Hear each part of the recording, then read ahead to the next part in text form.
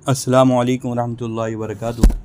तज़किरा चल रहा था झूठे नबियों का, जिन लोगों ने हुज़ूर अकरम सल्लल्लाहु अलैहि वसल्लम की ख़त्म नबूवत पर डाका डाला है। उनमें एक शख्स अब्दुल्ला इब्न मैमून अहवाज़ी है। ये अहवाज़ का रहने वाला था, जो मुज़ाफ़ात कूफ़ा में पढ़ता है। फ़नून सहर और तिलिस्मात में यद तूला रखता था। नबूवत और महदवियत का मुद्दई था। शुरू में इमाम जाफ़र और उनके साहबज़ादे इस्माईल की खिदमत में रहता था।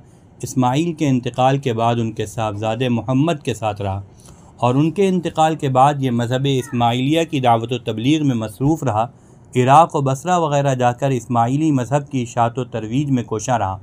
लेकिन बाद में अब्दुल्लाह बिन मैमून ने मज़हब इस्माइल में कुछ तरमीम की, उसमें इल्हाद व ज़िंदक़ा के जरासीम दाखिल किए और फिर थोड़े ही अरसे के बाद अपनी नबूवत व महदवियत का ढिंढोरा पीटने लगा।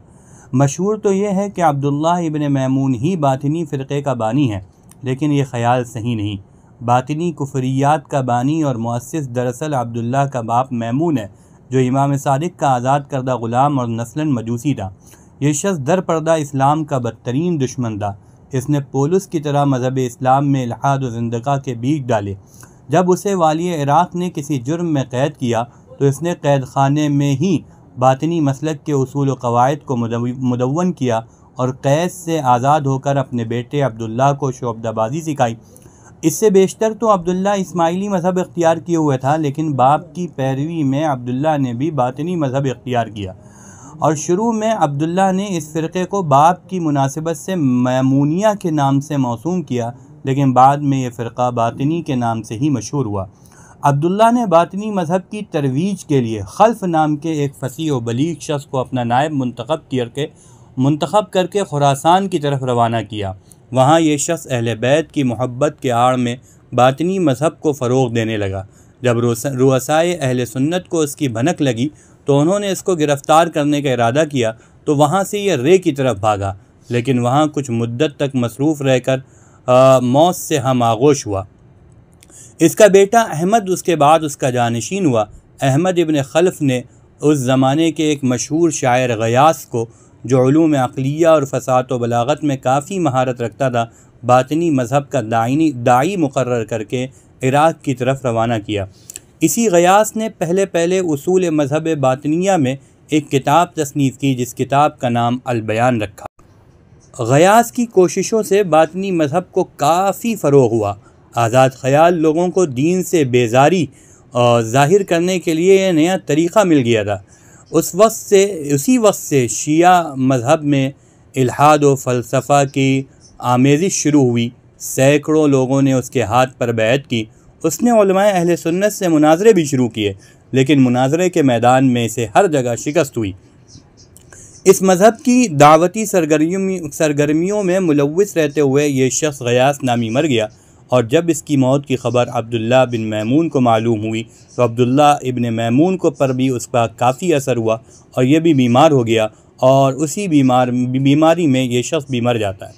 कहा जा सकता है कि बातिनी मज़हब का बानी अब्दुल्ला और उसका बाप मैमून है, लेकिन उसको उरूज तक पहुँचाने वाला ग़यास है। आज भी मुख्तलिफ़ ममालिक में बातिनी मज़हब के पैरोकार पाए जाते हैं। हमें यहाँ पर यह भी समझ लेना चाहिए कि असल में बातिनी मज़हब है क्या।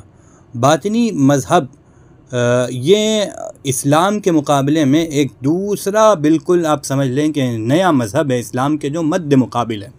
बातिनी मज़हब का पहला उसूल ये है कि नुसूस के, यानी कुरान व हदीस के ज़ाहिरी अल्फाज पर अमल करना हराम है। जो बात कुरान व हदीस में कही गई है उनके ज़ाहिर पर अमल करना हराम है। यानी नमाज का हुक्म है तो नमाज जिस तरह पढ़ी जाती है हम लोग पढ़ते हैं, ये नमाज का मतलब नहीं है। रोज़ा हम जो रखते हैं वो इसका मतलब नहीं है। उनके यहाँ ये है कि हर लफ्ज़ का एक बातिनी माना होता है और उसी बातिनी माने पर अमल करना फ़र्ज़ है। मसलन नमाज से मुराद ये कहते हैं कि इमाम वक्त की इताअत है। रोज़े का बातिनी माना अपने मज़हब को दूसरों से मख्फ़ी रखना है।